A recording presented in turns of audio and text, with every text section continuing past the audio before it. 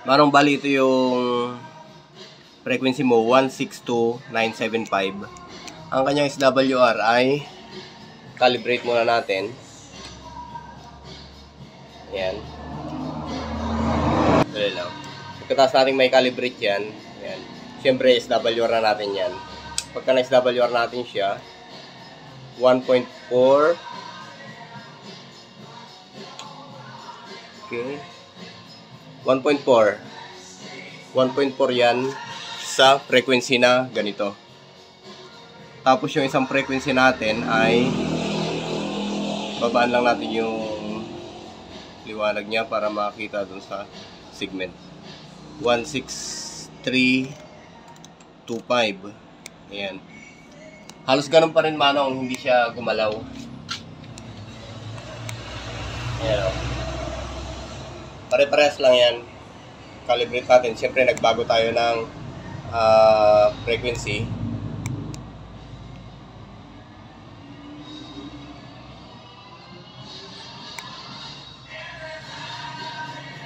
Ayan. Calibrate natin siya.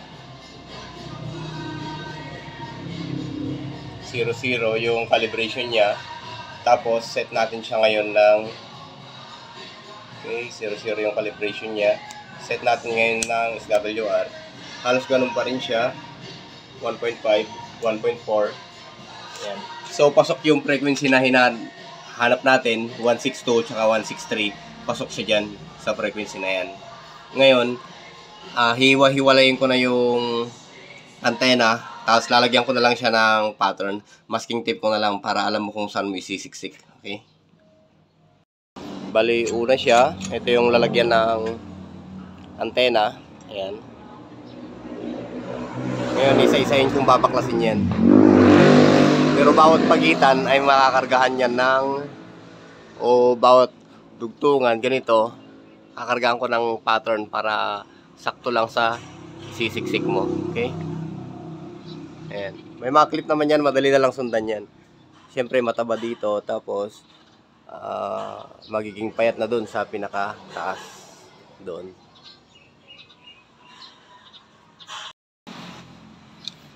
Ngayon, Lodi, pagka nasayo na to, dapat mula dito, ayan. Tapos ang makukuha mong total na haba para sa frequency na yon ay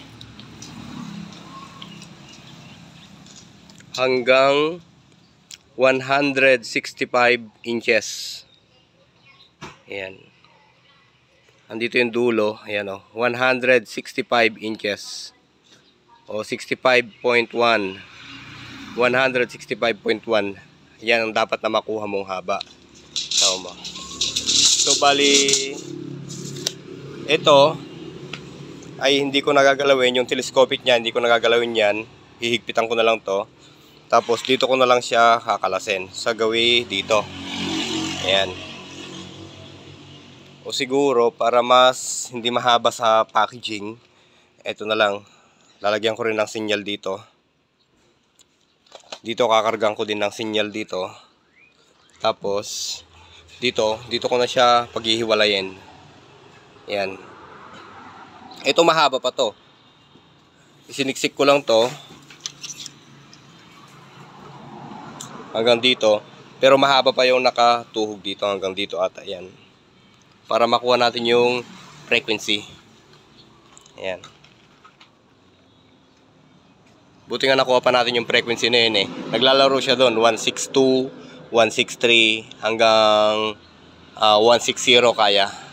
164 kaya ata.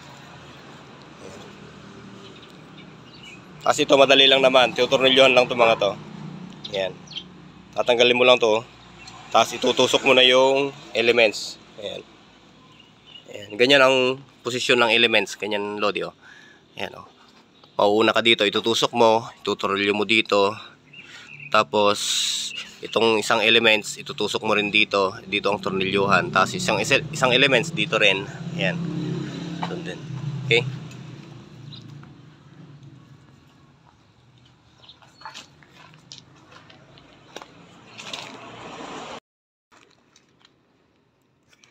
Ito na yung pattern natin, Lodi. Bali, ito yung hangganan niya. Ayan.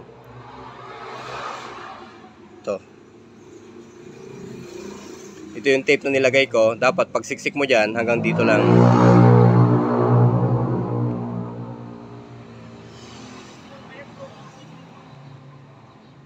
Ayaw may zoom.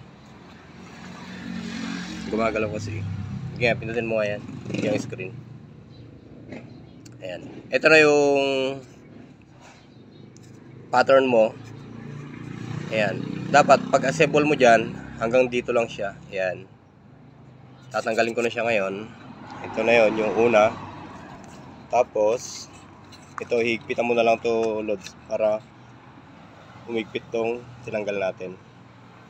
Tapos yung sumunod, ito naman, hilahin mo to. Pit-pitin mo ngayon, tsaka mo hilahin. Okay. Ito siya. Ayan yung pattern mo, yung masking tape na yan. Yun, nahila na siya. Ito, higpitan mo na lang din to para pagka binalik mo, maigpit. Tapos ito naman, kailangan ko ng tools dito para mabaklas. Sandali lang.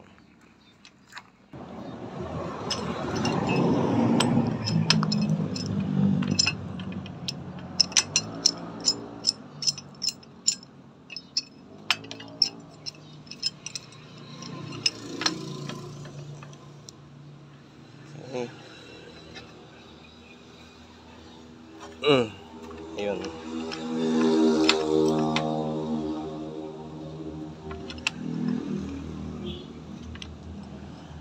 Try natin kung pwede nang kamayin.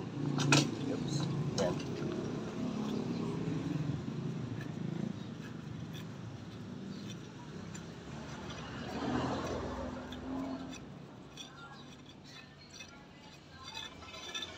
Lagyan mo dun. Tapos ito naman ay ito, mga elements na lang babaklasin ko. Tapos okay na siya. Okay?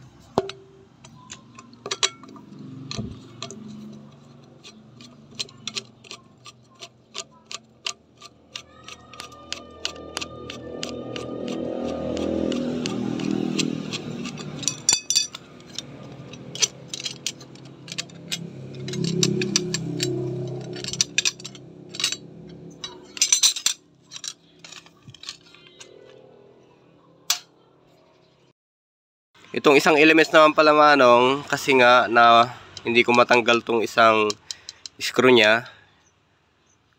Ganito na lang ang gagawin mo. Balik kung nakaset ka ng ganyan, ito, kargaan mo na lang siya ng rivets. Ayan o. Ayan. Pag press mo ng rivets, okay na yan. Ito. Walang kinalaman yung tornilyo na to sa signalan kasi andito yung kanyang signal. Ayan o.